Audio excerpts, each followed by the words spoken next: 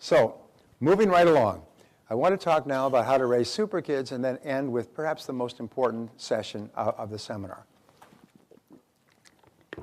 We say here that raising children today is very difficult, but it is the greatest responsibility that we have. It's the one responsibility that lasts beyond us into the decades ahead. Everything else will come and go, but our children will not. And that's why we say that all of life is the study of attention. And what you pay attention to is what you most value. And so you'll find that the very best parents are the ones that pay the most attention to their children. So how do we raise super kids? We say the key roles of parenting are to nurture your children and to build high self-esteem in them. And the organizing principle of parenting requires that you continually ask, does this build self-esteem in my child?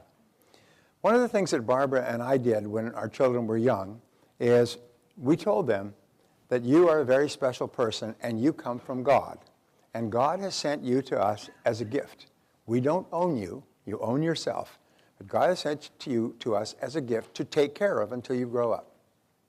And we told each of our children that when they were young, and they go, wow, I mean, I came from God. They didn't even know what God was. But that is the way we've treated our children, as though they were gifts.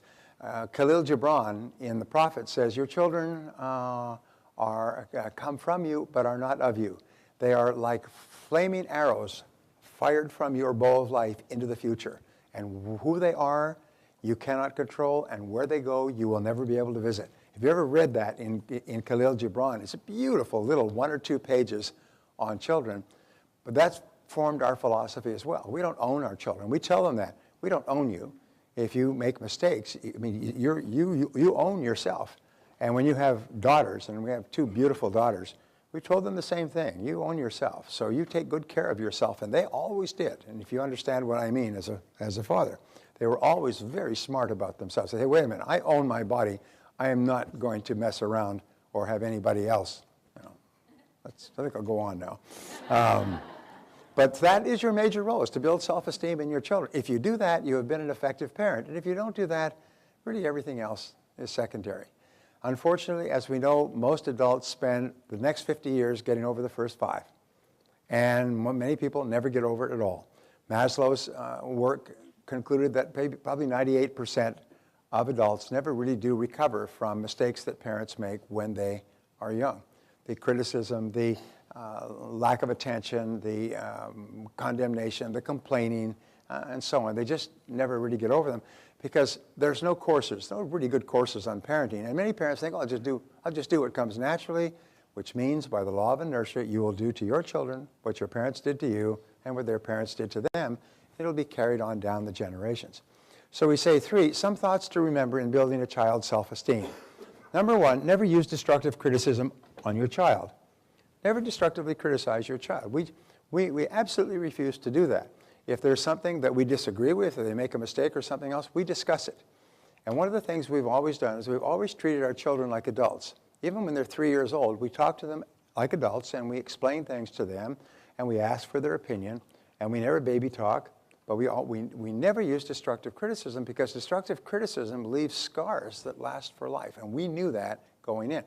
I had so much criticism when I was growing up. Barbara, I don't think as much, but I had so much criticism that I actually thanked my parents. I thanked my parents because I made a decision that I would not do to my children what they did to me. And so I broke the cycle of the generations, and I did the opposite. So never use destructive criticism on your children. Number 2 is lack of love is the major reason for psychological, physical, and emotional problems in life. In fact, there's lots of studies that show that children who do not have love and touching in their earlier years fail to thrive. In other words, they don't grow. They don't grow as fast as others. They're actually shorter and smaller than their peers because they're not getting enough love.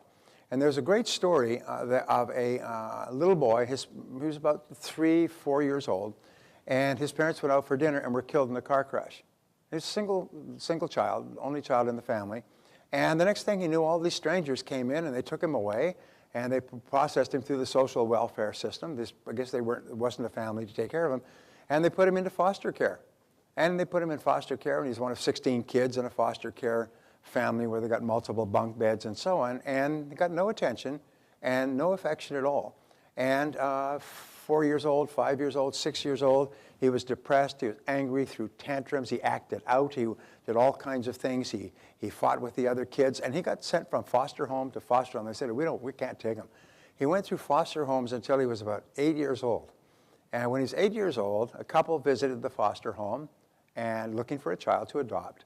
And they saw him, and he was an angry little kid, but something about him really attracted them. So they took him home, and they began to smother him with love. They talked to him, and they listened to him, and they cared for him, and they took him for walks. And at a certain point, he started to realize he was safe again. For the first time, he was safe again. And he started to grow. He hadn't grown since he was 3 to 4 years old. Within the next 6 months, he grew 5 years. It was the most amazing thing. As he began to get this love, like water, like rain and sunshine on a flower, he just began to flower. And he became a beautiful young man, a beautiful little boy. And it's just an example of many of the examples in the literature of this failure to thrive through lack of love. The rule is, and I've said this before, is you cannot give a child too much love in their formative years. You can't give them too much love. And you can never give them too much love, but in their formative years, you can never give them too much. So don't worry about it. Some people say, well, you don't want to turn them into sissies. There's no immediate danger. Number 3, children need a continuous flow of love and approval from their parents. The love and approval is like oxygen to a person in an oxygen tent. They need a steady flow, and they have to know that it will come without interruptions. When my little girl, Christina, was in her first 10 years, I would always ask her, how much does Daddy love you? And she would say, this much. I trained my kids and I said, but what about when you break a dish, or what about when you don't listen to your parents? She said, Daddy, you always love me this much. And I've had many parents who've taken that and played it with their kids. It's called the love game. How much does Daddy love you? He loves you this much. Daddy, you always love me this much. And that's why I train my kids, is we always love you 100%. There's never going to be a 99% day in your life. It's 100%, totally. And it's so relieving for children to know that they're completely safe. The most important people in their life think that they are wonderful human beings and love them 100% unconditionally. So it's really important. Number 4, children need praise, and they need encouragement, and they need reinforcement, and they need patience and loving kindness and caring. They need all of these things, and they need them in a steady, steady flow. And remember, maybe people think my job is to get them off to school. No, your job is to raise them with high self-esteem. And everything has to be based on that, high self-esteem. And then when you praise them, you make them feel important. When you encourage them, you make them feel important and valuable. When you practice patience with them. And there's a wonderful little poem that said, children learn what they experience. And if you raise a child with love, they grow up with love. If you raise a child with kindness, they grow up to be kind. If you raise a child with patience, they grow up to be patient, and so on. If you raise them with anger, they grow up to be angry. If you raise them with criticism, they grow up to be critical. If you raise them with punishment, they grow up to punish other people. So it's a really good thing. The apple never falls far from the tree. So we say, tell them you love them every day. Tell them you love them every day. And there's 5 ways, 5 behaviors you can use. When I was traveling, I'd phone home, and I'd tell Barbara, I'd say, let me speak to Christina. I'd say, hello, Christina. How are you? She's a little girl, 3 or 4 years old. I say, Daddy loves you. I love you. Hope you're having a good day. And she'd say, yes, Daddy, I love you too. And then finally, reach the point where I'd call Barbara, and Barbara would say, Christina, Daddy wants to talk to you. She says, tell him I love him too. I know what he's going to say. He's just going to tell me he loves me. All right, you know. And so you cannot do it too often. So number 1, give them unconditional love. See, love that is given, taken away, screws up a kid for life. Is if they never know when they're going to get it, when they're okay, when they're safe. It's interesting. You look at Bill Clinton, and Bill Clinton, by all accounts, is a very charming man. I know people who are very dyed-in-the-wool conservative Republicans who have met Clinton and come away saying, geez, he's charming. And the reason he's charming is because he has alcoholic child syndrome, which is not a secret, is when he was growing up, his father was a violent drunk. what do we call them? Pardon? Yeah, no, he didn't have fetal alcohol syndrome. He was raised by an alcoholic father. And the alcoholic father would sit there, and then without any prediction at all, he would explode and go and running across the room and smack the kid. So this is what happens when, in many cases. So children who are raised in homes like this, there's been so many of them, they've studied them, they learn to be very, very charming, very socially adept. They're always alert, and they're very, very good at soothing people and getting their father to calm down, and so he doesn't hit them. And what happens when they grow up, they're often very charming. They have a wonderful sense of anticipation for working with people. And why? Is because the love is unconditional. It traumatizes the child. They never know, are they going to be loved, or are they going to be hit?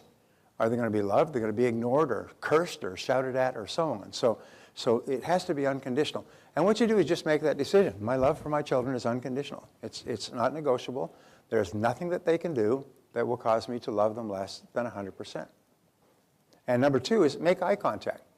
Eye contact is a very powerful way of telling your children that you love them. You might want to make a note of this if you have children. There's a man named Dr. Ross Campbell, and he wrote two books which are the great classics. One is How to Really Love Your Child, and the second is How to Really Love Your Teenager. And the books are available on Amazon. And these books are absolutely wonderful books. They just had a major effect on Barbara and I raising our children, because he said that children need continual emotional sustenance. They need oxygen and they need love. And so therefore there are ways that you give them this mainlining of love so that they're constantly feeling loved and secure. And one is with eye contact, with what we call loving eye contact. And when you are in love with a person for the first time, you just people gaze into each other's eyes when they're in love. With your child, what you do is you just look into your child's eyes and you smile and you just look at them like that. If you ever tried this with a child, especially an infant will go like this. They get so excited when their mother or father looks at them in the eye and smiles. It just gets them all excited because they feel so happy inside. And growing children, even adults, respond very well to this, as we talked about before. Number three is give lots of physical contact. Hug them, hold them, pat them, stroke them, hold them in your arms, especially in their formative years. We mentioned earlier that one of the reasons that children cry at night when they're infants is to find out if they're safe. And one of the things you do is you go and pick them up and hold them and talk to them and rock them, and now they know they're safe, and then go back to sleep again. So give them lots of physical contact. And you'll find that when you give them lots of physical contact, they grow up very, very strong. They grow up very, very confident in themselves. And my boys and I still hug each other. And we never, my daughters as well, but my boys and I just get along so wonderfully well because I've loved them and hugged them ever since they were small. Number four is give them focused attention. And focused attention is where you spend long, unbroken times with them, whether it's in drives or going for walks or going to movies or sitting together when you're traveling or sitting with them at home. Focused attention where there's no other disturbance. One of my rules, and I learned this, I had a woman who was, a friend who was, her name was Diane, and she was a mess. She just went through a couple of marriages and she was always insecure and unhappy. And she said when she was young, she would go to her mother, and her mother, who loved to read, and obviously wasn't into parenting, her mother would say, "Go away, I'm reading. Go away, I'm reading." And if she kept coming, she would smack her and say, "Go away, I'm reading." And it developed within her a profound insecurity that she still had when she was 35 years old. So one of the things, I learned that, one of the things that I do is if one of my children come to me, now they're all grown up, I stop everything. If I'm watching television, which isn't that often, I stop it. If I'm working, I stop it. If I'm reading, I stop it. If I'm reading something, I close it up, put it down, put it away. I don't sit there and try to read it in my lap, you know. As I make it clear, there's nothing more important than you when you're here. And the same thing with Barbara, is I will stop everything that I'm doing for a member of my family because I know what's important, and what's important is focused attention. And there's nothing more insulting than unfocused attention. There's nothing more insulting than talking to a person, or be talking to somebody else and on the phone and making notes and reading the paper and watching television. So when our kids come over, we turn off the television. We never have the television on during dinner. Never, never, never, never, never, never. When you sit down for dinner, you can have music if you like. Best is classical. If it's rock and roll, you'll sing along, mentally. So just put classical music, no television. When you're sitting at the table, everybody should be looking at each other. There's an interesting study that said the number of times that a family has dinner together or breakfast together or lunch together has an enormous impact on the evolution of the child's psyche and mentality and on their formation of a family. We used to always insist on family dinner. And whenever what happened, every Friday or Sunday night we'd have family dinner. And our kids would say, oh, they want to go out and they want to go here and they want to go there. I said, no, you're going to be here for family dinner or no allowance. I said there. Once they sat down, they'd be fine. Everybody would be talking and everything else. Now time has passed, they've grown up and they're adamant about family dinner. We have family dinner. My daughter's married, my son's married, my other son is married. And boy, they're adamant about family dinner, either with themselves or coming to our home. And it's because the love and the communication and the openness that goes around that dinner table when you're eating together is really wonderful. A little wine doesn't hurt either. Number 5, give them continuous praise and approval. Be continually building them up. Be continually telling them how good they are. Because they are. They're the most important people in your life. I remember watching television with Christina, and there was a ransom, and the family was being asked to give $1 million to get the little girl back who had been kidnapped. And Christina asked me, Daddy, if somebody kidnapped me, would you pay $1 million to get me back? And I said, of course I would. Would you pay $2 million? I said, sure. Would you give this house? And I said, yes, I would give anything. I would give anything to get you back if something happened to you. There's no limit. And then after that, she said, oh, that's good. And she went back to watching the movie. She just filed it away. And then afterwards I was thinking, what if someone had taken my child and instead of demanding ransom for the child, they said, if you don't give us $1 million, we'll cut off her finger. But just think about that. How long would it take you to decide to give them $1 million to stop them from cutting off her finger? Instantly. There's no question about that. Just cut off the end of the finger, the last knuckle. I mean, you would pay anything in the world to protect your children, to make sure that nothing happened to your children. And then you come home, watch television, and ignore them. Treat them like pets, scratch them behind the ears, send them down to their kennel, bedroom, to play video games. And people say, no, I would never, I would pay anything to stop one knuckle being cut off by a kidnapper, but you don't even spend time with them when you're at home with them, when you've got them for those moments. Something to think about, just priorities. So we say the best determinants of peak performance, and there's been several studies done on this. There's 2 factors that take place in a house that raises kids that become high achievers by the time they're 18. And they've tracked this all the way back, and they see kids that become heads of the glee club, and they get or student body president, and they go out, they get jobs, they get onto teams, they go to good universities, they're highly self-responsible. 2 factors in child raising. Number 1 is a democratic environment. A democratic environment is an environment where the child is expected to contribute their opinions at an early age. That means they're not told what to do, their opinion is invited. Now we, with our kids, would always take them out, McDonald's or somewhere for dinner. So we'd always let them choose. We'd say, where do you want to go for dinner tonight? Someone would say McDonald's, someone would say Rubio's or something else. So whatever they choose, that would be where we would go. And we taught them this, not because of the food, but we wanted them to know that their opinion is important, and everybody in the family does what they decide to do. Our children are all leaders, in my estimate. They all see themselves as their opinions are important, and they're very, sometimes, outspoken with their opinions. But they are very confident in their opinions, and they're very confident saying what they believe. There's no wussies in our family.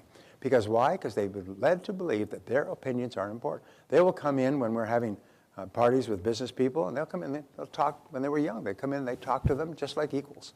They've always seen themselves as equals of adults because they've always been treated as equals of adults. The second factor is positive expectations. Positive expectations is that parents raise their children always expecting them to do well. Now here's an important point, because I had this discussion many times. People say, well, I have positive expectations of my kids. I insist that they get A's or they lose their car and their privileges. What's the problem with this? Well, it's not positive expectations that you have, it's positive demands. I demand that you do well, or I will withdraw my love and your privileges. And do you think this helps kids? I remember a story of a really interesting story. The guy's 35 years old, married, working at a company, nice social circle. He's at a party with friends and other couples, and there's a piano in the main room. And he sits down at the piano while the others are talking and getting drinks. He sits down at the piano and he opens it up, and he starts to stroke the keys, and then he begins to play. And he begins to play Chopin. Na, na, na, na, na, beautiful, beautiful. And his wife goes, and all the other people go, oh, he's never played piano in all their lives. They've never seen him play a piano. Couldn't believe it. They said, it's beautiful, beautiful. Well, he said, yes, I took piano lessons for about 15 years. My parents made me take them from the age of 5 to the age of about 18 when I left home. They made me practice every single day. And I got right up to the point of his junior concert pianist. As a junior pianist, he said, when I left home, I never touched a piano again for the rest of my life. He said, I hated it because they always demanded that I practice. And so positive demands are very different from positive expectations. Positive demands suggest that if you don't do it, you're going to have love withdrawn. And positive expectations are, I know you can do it. I know you can do it. Parents frequently say, I believe in you. I believe you can do it. Get a bad grade, hey, you get a better grade next time. Good grief. As long as you don't get grades as bad as I did when I was in school, we'll all be fine. And so the parents of the kids always know that their parents believe in them, 100%. I've always told my children they're going to be very successful when they grow up. I remember when Christina was born, and she was a little baby, I'd say, Christina, you're going to be a big success when you grow up. You're going to be a big success when you grow up. You're going to be a big success when you grow up. You're going to be a big success when you grow up. You're going to be a big success when you grow up. Every one of my children is hardwired for success. Every one of them will be great successes. They cannot conceive of it being otherwise. They say they're basically successes looking for a place to happen. So early on, teach your children to say, I like myself. I like myself. Tell them to say, I like myself. Now, when you're upset, say, I like myself. You just got a bad grade, say, I like myself. You're feeling angry, irritable, just say, I like myself. And kids are so suggestive that when they say it, they just smile. They can't stop. They can't say it and not smile. Most wonderful thing, because when you teach them to say, I like myself, then they become their own self-generating machines when they leave home. They know how to talk to themselves, how to think about themselves, how to set goals, and they just become positive, high self-esteem young people. So what can you do if you have made mistakes in raising your children? This is one of the most interesting breakthroughs, and someone was asking about this earlier, is what if you have raised them with destructive criticism, and as a result, they've lost their enthusiasm for life, they get lousy grades, they're problem kids. We worked with parents who have been in counseling for 2 or 3 years because they have a totally dysfunctional family. They've got to go once a week, ordered by the court, to professional counseling because their kids are in so much trouble in school. Totally dysfunctional, and they didn't even understand what it was because when they were not in counseling, the parents were destructively criticizing and emotionally beating up their kids all the time to straighten up and fly right. And they couldn't understand why it wasn't working. So here's what you do. If you've made mistakes, if you've criticized your children, you gather your children around you and you sit them down and you say, I want to apologize to you for anything that I've ever done or said that's hurt you in the past. I want you to know that I'm sorry and I want you to forgive me. Will you forgive me for everything and anything I ever did that hurt you in the past? And it takes an enormous amount of courage to do this. But when you do it, it takes the burden of guilt and worthlessness and anger and frustration off the child's back. Just like cutting off a pack, it just falls away. And we've had people who've been in counseling, as I say, for years. The couple, the husband and wife, went home and sat down with the kids and did this and promised never to do it again. They did this and they called us the next day.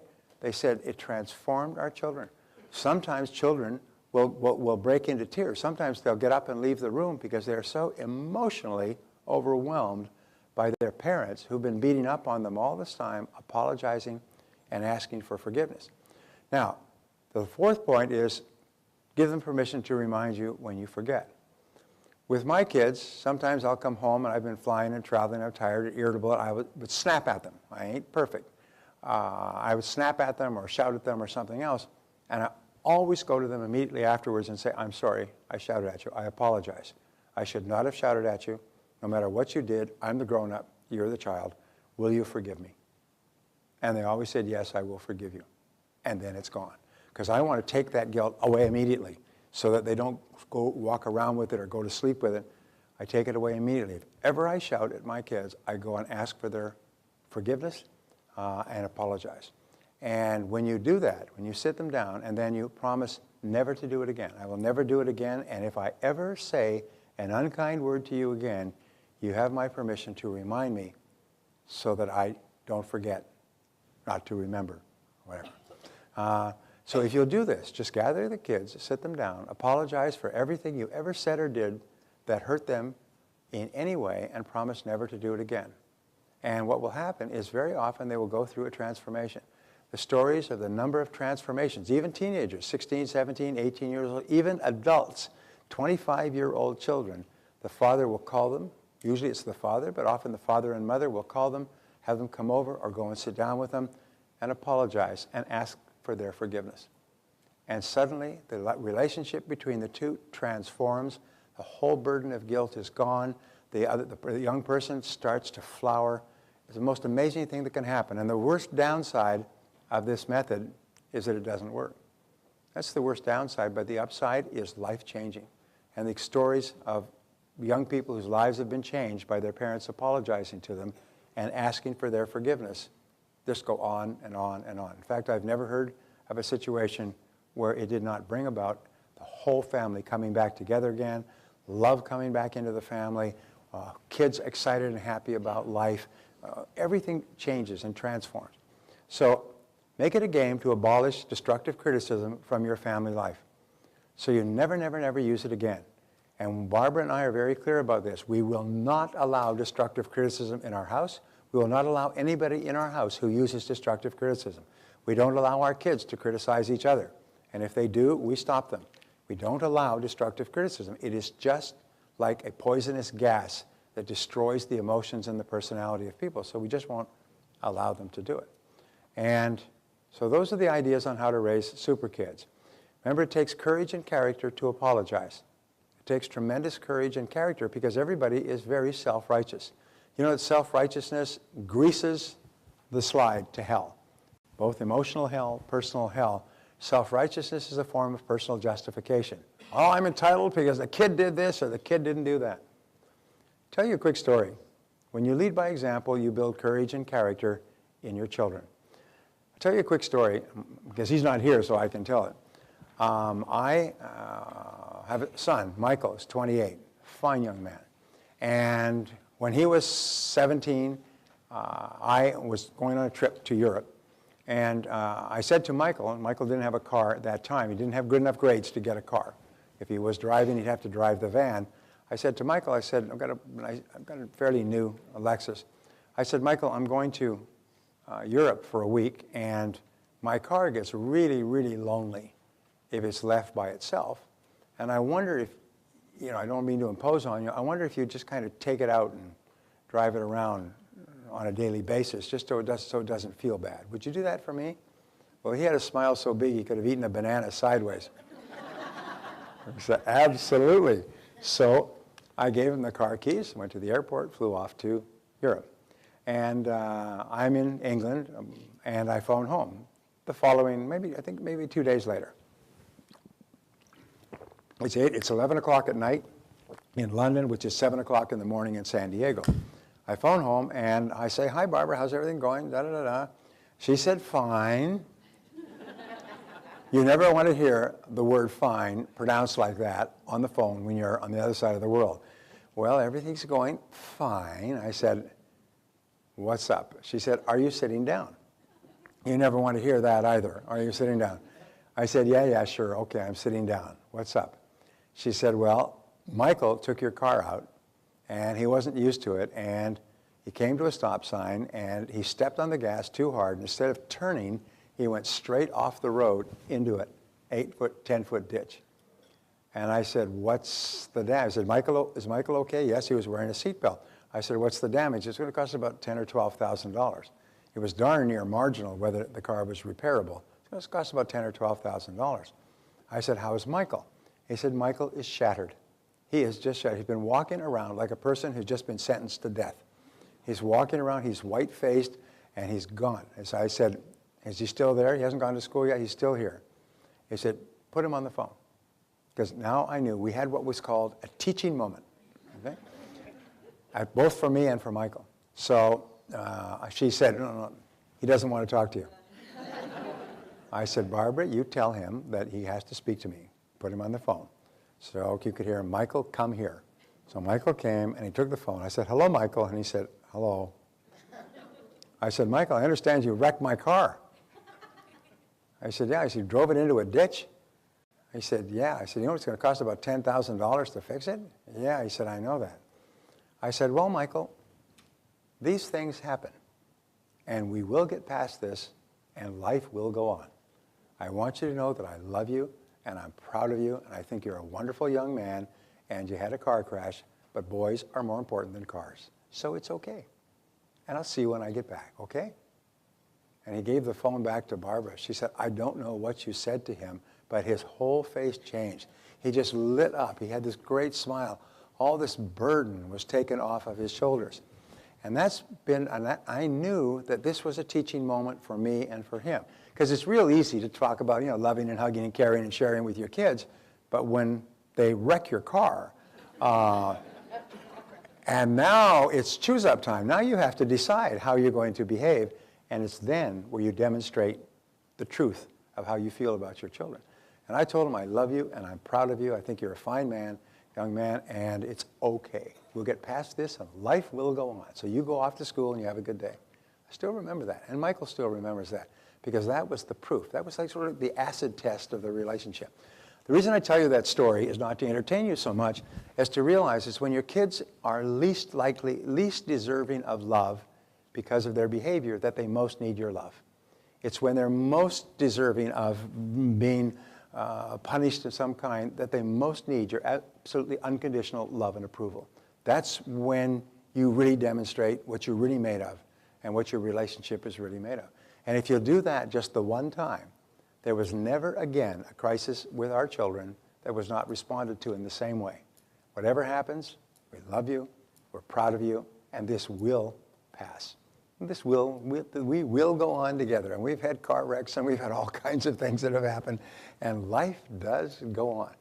One of the great questions is asked, what difference will this make in 10 years? And if in 10 years you will not even remember that it happened, then let it go. Just let it go.